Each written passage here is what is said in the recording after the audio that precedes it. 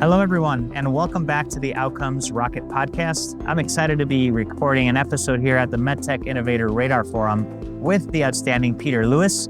He is the Executive Vice President of Business Development at Hydrix in both the US and Europe.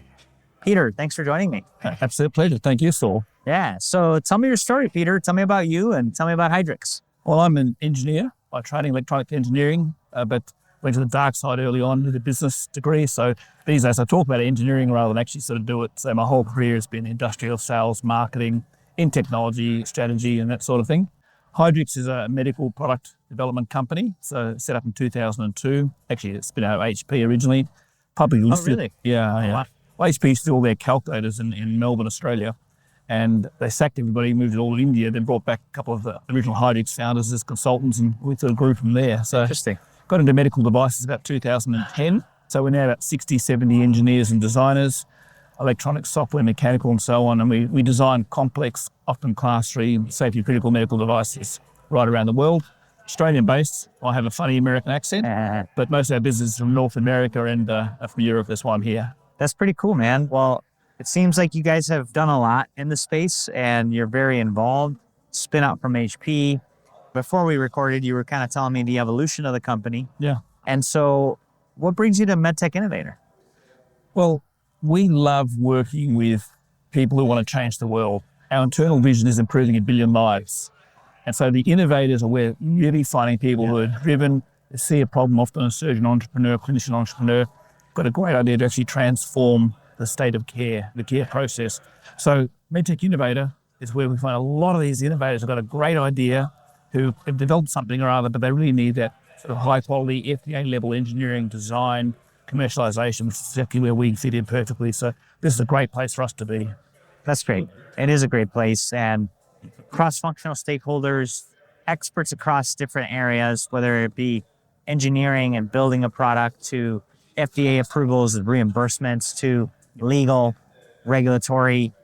It's all here under the roof these next few days. What's been an insight that's risen to the top? I know you're here as a judge, but tell us what's been something that you've seen either from the pitches or from your one-on-ones that rises to the top as interesting. Well, I think there's two things. I think, first of all, a number of people have been clinicians, have been very successful clinicians, urologists, surgeons, that sort of thing, who so believe in their innovation, they've actually left their day job as a surgeon or a clinician, actually moving full-time into the product, which really, they're the sort of companies you want to deal with. They're passionate about it. They really want to change the world. Secondly, is some of the transformational innovations. I've been to a lot of these sort of events, of incremental innovation. Here at MedTech Innovator, a lot of those innovations really are transformational. They're going to change the industry.